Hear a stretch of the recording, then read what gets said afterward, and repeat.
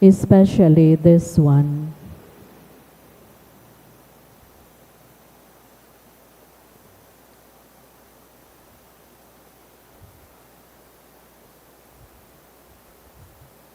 While you were on earth, dear Mother, you willingly shared in the sufferings of your Son, strengthened by your faith and confidence in the fatherly love of God. You accepted the mysterious designs of His will. We too have our crosses and trials. Sometimes they almost crush us to the ground.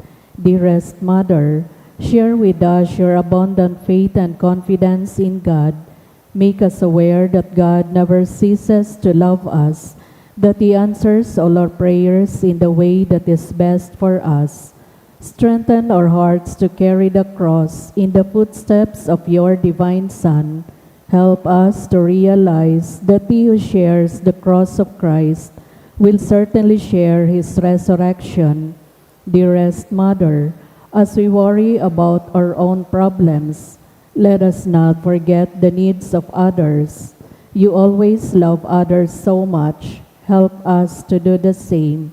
While praying for our own intentions and for the intentions of all here present at this novena, we earnestly ask you, our Mother, to help us comfort the sick and the dying, give hope to the poor and unemployed, heal the broken-hearted, lighten the burden of the oppressed, teach justice to their oppressors, and bring back to God all those who have offended Him. Dearest Mother, help us to avoid sin which separates us from our Heavenly Father and from one another. Full of trust in you, we place ourselves under the mantle of your maternal protection and confidently hope for your powerful help. Amen. Prayer for the home. Mother of perpetual health, we choose you as Queen of our homes. We ask you to bless all our families with your tender motherly love. May the sacrament of marriage bind husbands and wives so closely together that they will always be faithful to each other and love one another as Christ loves His church. We ask you to bless all parents. May they love and cherish the children whom God has entrusted to them. May they always give them the example of a truly Christian life. Help them to bring up their children in the love and fear of God. Bless all children, that they may love, honor, and obey their fathers and mothers. To your loving care, we especially entrust the youth of today. Give us all a sense of responsibility, that we may do our part in making our home a haven of peace like your own home at Nazareth. We take you as our model. Help us to grow daily in genuine love of God and neighbor, so that justice and peace may happily reign in the entire family of mankind. Amen. Petitions to our Mother of Perpetual Health, Holy Mary. Pray for us. Holy Virgin conceived without sin. Pray for us. Our Mother of Perpetual Health. Pray for us. We sinners call to you. Loving Mother, help us. That we may be faithful to the promises we made at baptism. Loving Mother, help us. That we may be filled with the Holy Spirit and become courageous witnesses of Christ's love for men. Loving Mother, help us. That we may be more and more like our divine Lord as you were. Loving Mother, help us. That we may be meek and humble of heart like our Son, Jesus. Loving Mother, help us. That we may fear losing God's friendship forever by unrepented sin. Loving Mother, help us. That we may seek Christ's mercy and forgiveness constantly in the sacrament of penance. Loving Mother, help us. That we may be aware of God speaking to us in the events of daily life. Loving Mother, help us. That we may pray daily with love and trust, especially in moments of temptation. Loving Mother, help us. That we may realize the value of worshiping God together in the Eucharist. Loving Mother, help us. that we may grow in the love of Christ and neighbor by frequent communion, Loving Mother, help us. that we may reverence our bodies as temples of the Holy Spirit, Loving Mother, help us. that we may strive to be true Christians by our loving concern for others, Loving Mother, help us. that we may proclaim the dignity of work by doing our own work conscientiously, Loving Mother, help us.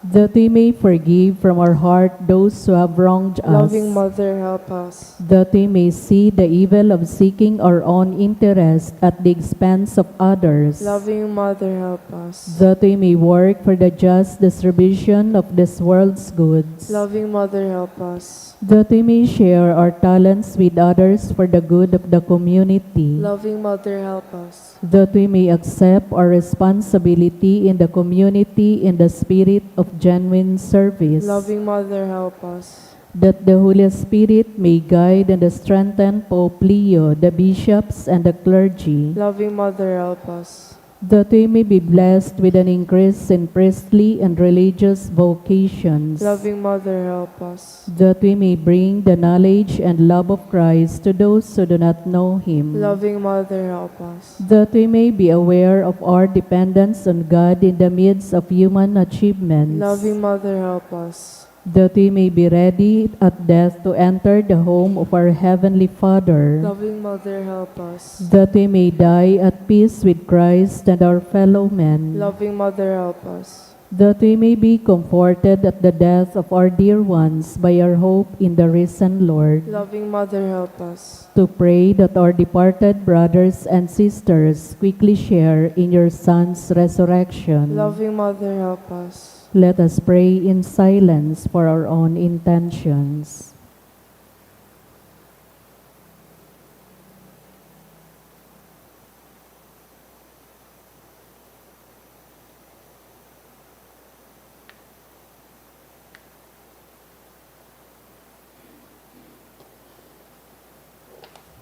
All, Holy Mary, help us in our needs. Pray for all the people of God. May all experience your perpetual help. Lord, you gave us Mary to be our mother, ever ready to help us. Grant us the grace to have recourse to her in all our needs. Amen. Consecration. Immaculate Virgin Mary, Mother of God and Mother of the Church, you are also our Mother of perpetual help. With hearts full of love for you, we consecrate ourselves to your Immaculate Heart, so that we may be your devoted children. Obtain for us true sorrow for our sins and fidelity to the promises of our baptism. We consecrate our minds and hearts to you, that we may always do the will of our Heavenly Father. We consecrate our lives to you, that we may love God better and live not for ourselves, but for Christ, your Son, and that we may see Him and serve Him in others. By this humble act of consecration, dear Mother of perpetual help, we pledge to model our lives on you, the perfect Christian, so that, consecrated to you in life and in death, we may belong to your divine Son for all eternity. Amen. Please rise.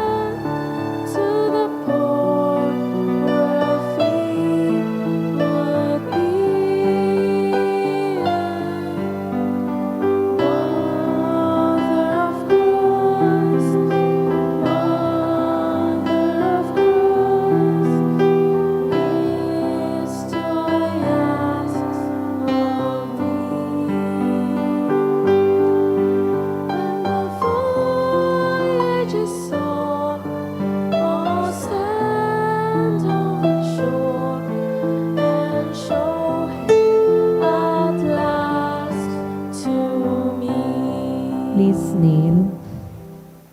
Thanksgiving prayer. Lord Jesus Christ, truly present in the most blessed Eucharist, we adore you. It has pleased the Father that in you all his fullness should dwell, and that through you he should reconcile all things to himself.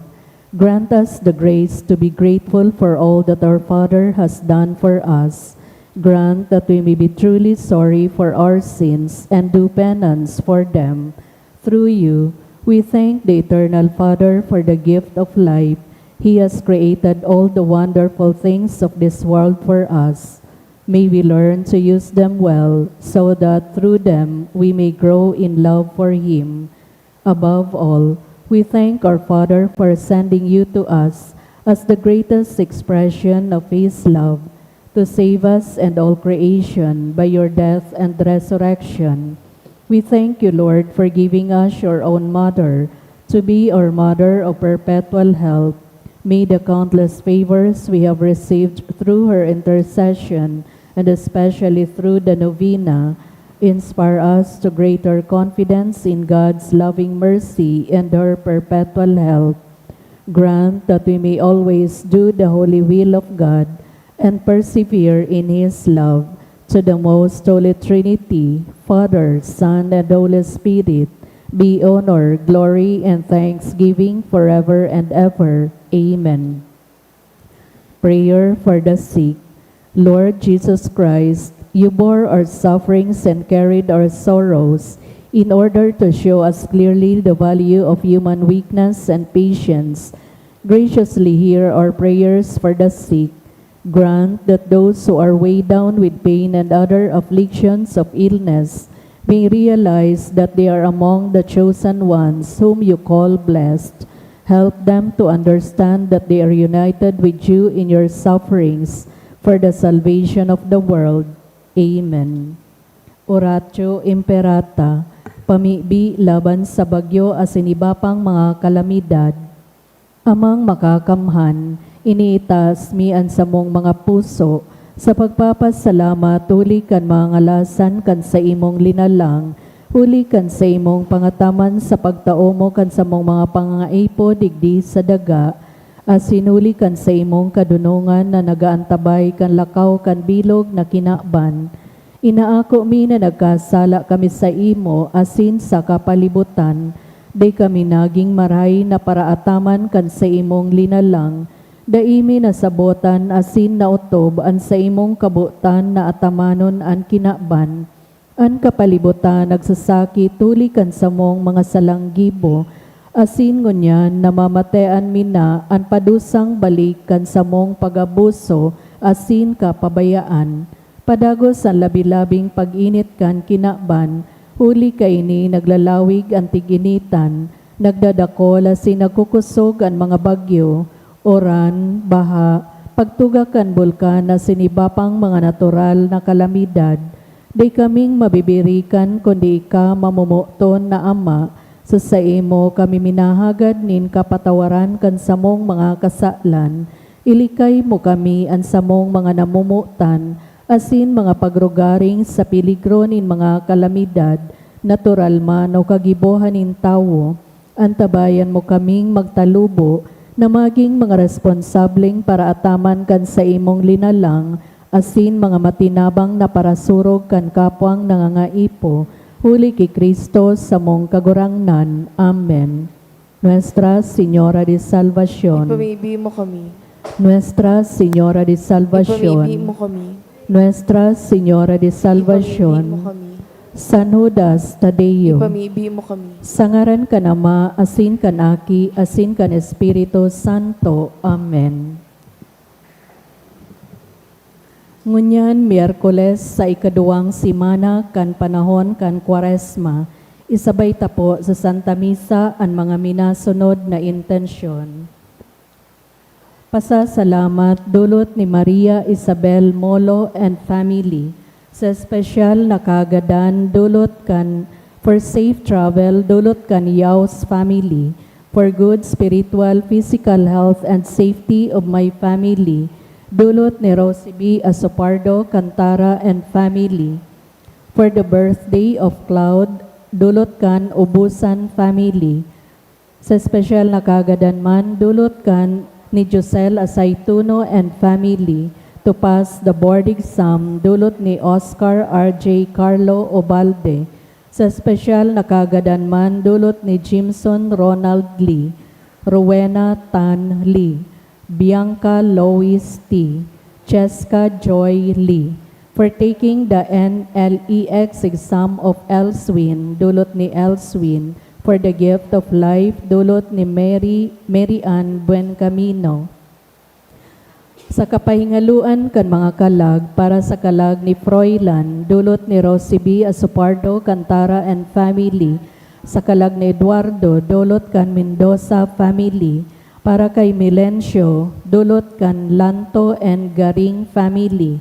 Sa gabos na kalag, dulot ni Meds. Para sa kalag ni Justin Raymond, Nestor, David, Ray Joseph, dulot kan sa Nyosa family. Sa kalag ni Ruben and Leticia, dulot ni Lian Rico Obal. Para sa kalag ni Andres and Sabina, dulot ni Evelyn Cha and family. Sa kalag ni Salvador Sr. and sa gabos na kalag, dulot ni Mila Cabria and family. Para sa kalag ni Cornelio Sr., dulot kan Archaga and Barrios family.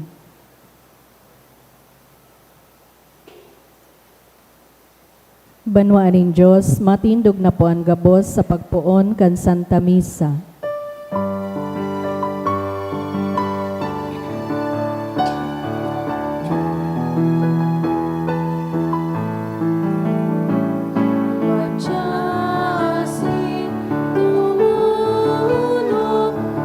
Sa Diyos ni pagkamuo, sa iya magsarama,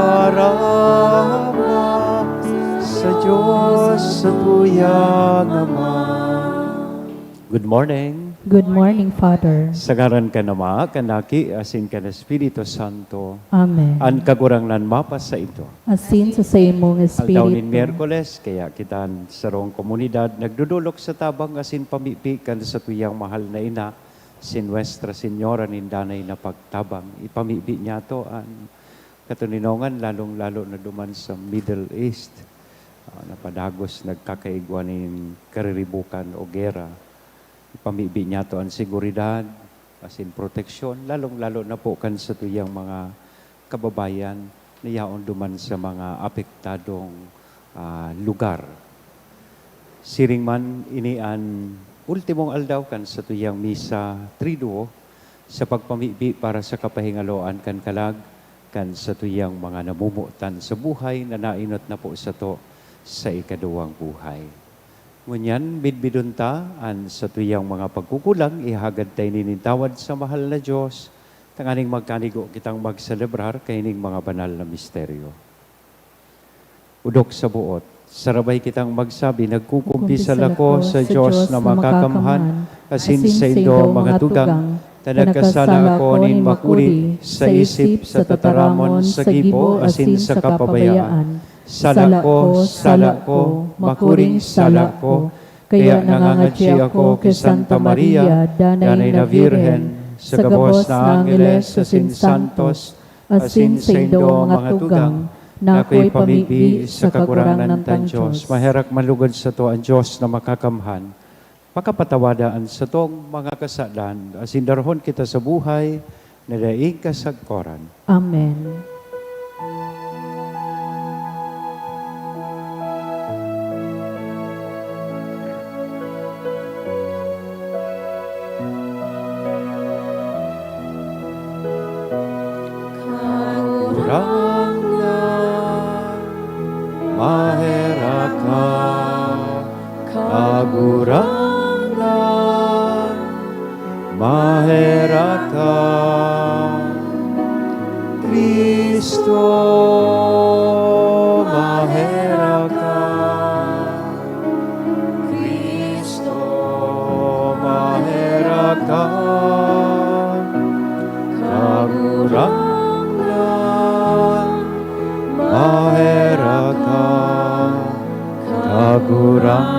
nan maherat ka.